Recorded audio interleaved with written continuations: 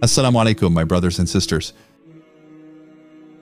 Islam in Spain has a rich and complex history, beginning in 711 Common Era when Muslim forces, led by Tariq bin Ziyad, conquered most of the Iberian Peninsula.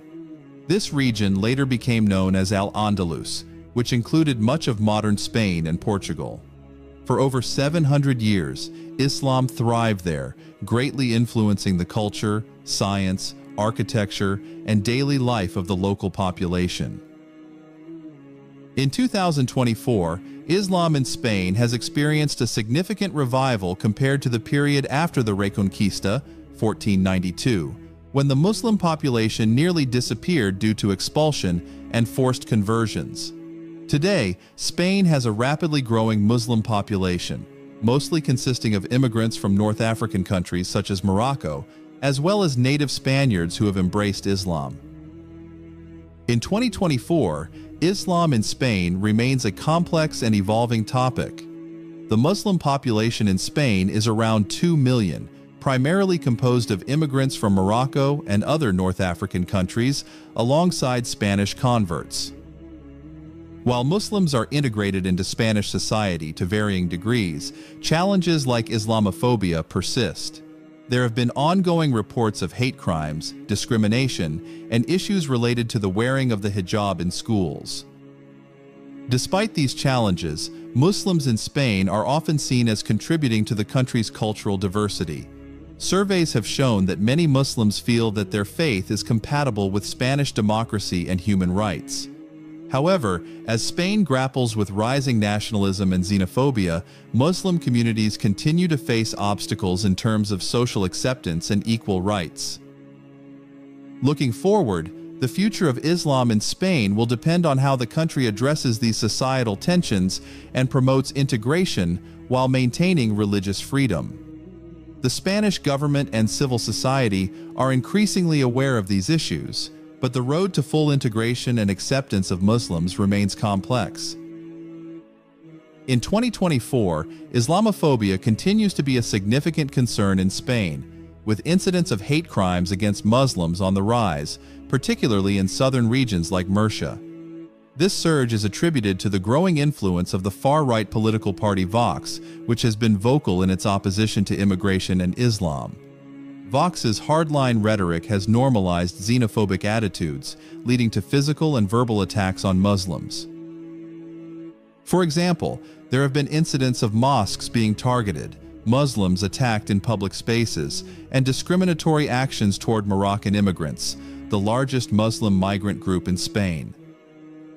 The rise in hate crimes is also influenced by broader European trends, where Islamophobic sentiments have grown due to terrorism fears and negative stereotypes. Although the Spanish government has implemented anti-discrimination measures, such as municipal plans to combat Islamophobia in cities like Barcelona, challenges persist. Initiatives aim to raise awareness, provide support to victims, and document hate crimes more effectively. Despite efforts to counteract this, Muslim communities in Spain still face systemic challenges, including social exclusion, discrimination in the job market, and issues with religious practices like wearing the hijab.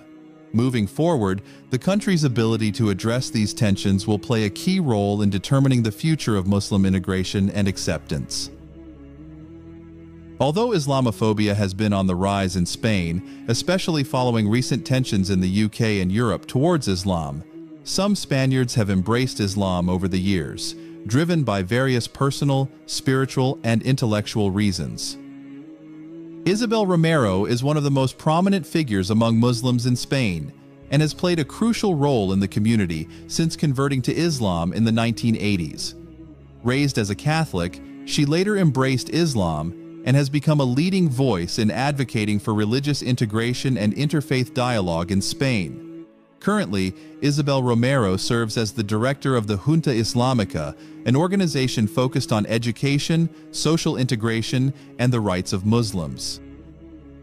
One of her main contributions is leading the Instituto Halal, which provides halal certification for products both in Spain and internationally.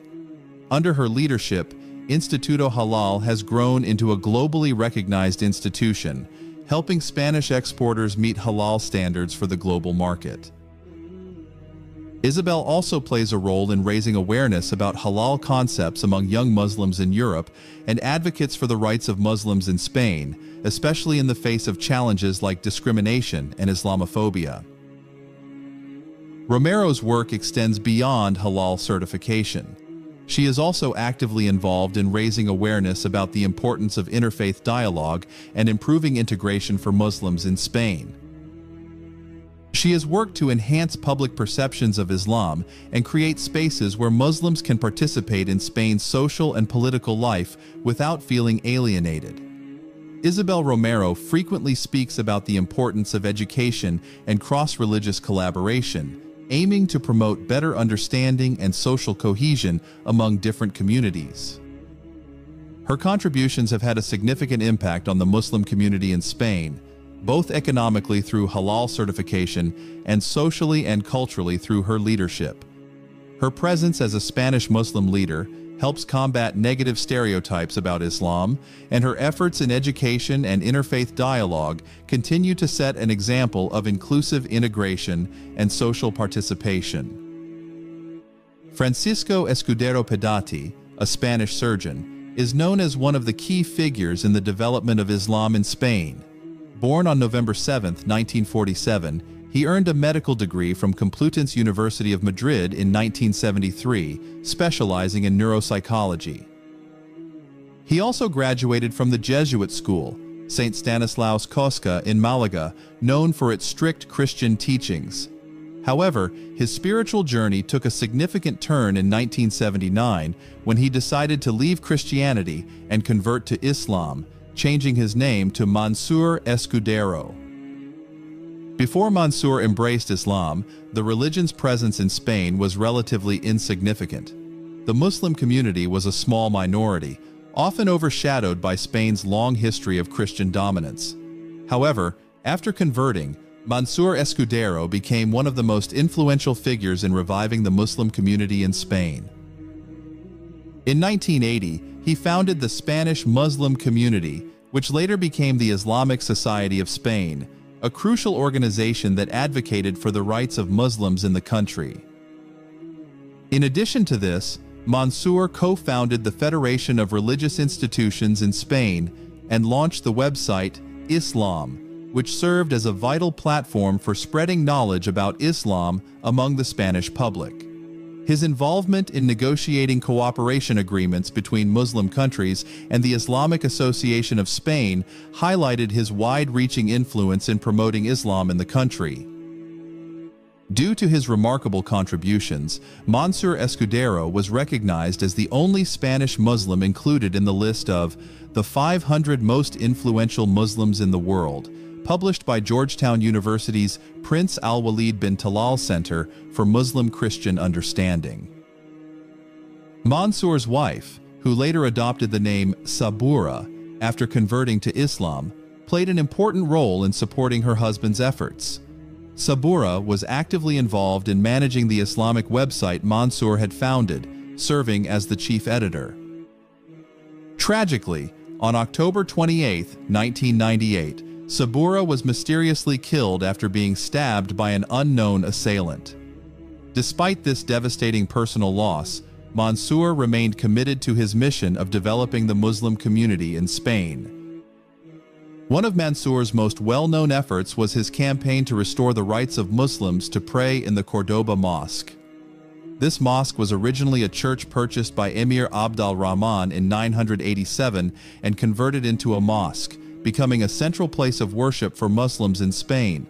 However, after the Christian kingdom conquered Cordoba in the 13th century, the mosque was converted back into a church, and Muslims were forbidden from praying there. Mansour Escudero, along with the Spanish Muslim community, undertook numerous efforts to regain the right for Muslims to pray in the mosque. He even sent an official letter to the Vatican requesting permission, but his plea was denied. Undeterred, Mansour and his supporters frequently held peaceful demonstrations by laying prayer mats and performing prayers inside the Cordoba Mosque as a symbolic act of their demand. Although the policy regarding the mosque's use has not changed, these actions became a powerful symbol of the struggle of Spain's Muslim community. Mansour Escudero was not only recognized as a religious leader, but also as an activist who tirelessly advocated for the rights of Muslim minorities in Europe. His contributions were acknowledged by various international organizations. In addition to being included in the 500 most influential Muslims in the world list, Mansour was frequently invited to speak at international forums discussing religion and human rights. A study published by Georgetown University's American Catholic Research Center recognized Mansour Escudero as the most influential Hispanic Muslim in the world. His involvement in numerous Islamic organizations in Spain, both as a founder and director, reflected his dedication to building a strong and empowered Muslim community. One of his most notable achievements was his continued advocacy for the rights of Muslims to freely practice their religion in Spain.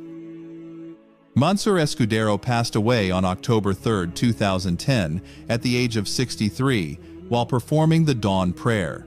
His death was a deep loss for the Muslim community in Spain and internationally. Many religious and political leaders from various countries paid tribute to Mansour for his life's work. He is remembered as a tireless advocate, not only for spreading the message of Islam, but also for defending the rights of Muslims in Spain. May Allah grant him forgiveness, and may he be rewarded with the highest place in paradise for all the good he contributed to Islam. That's all for this video. I hope it was helpful and serves as a motivation for all of us in our pursuit of truth and in strengthening our faith in Islam. See you in the next video. Wassalamu alaikum wa rahmatullahi wa barakatuh.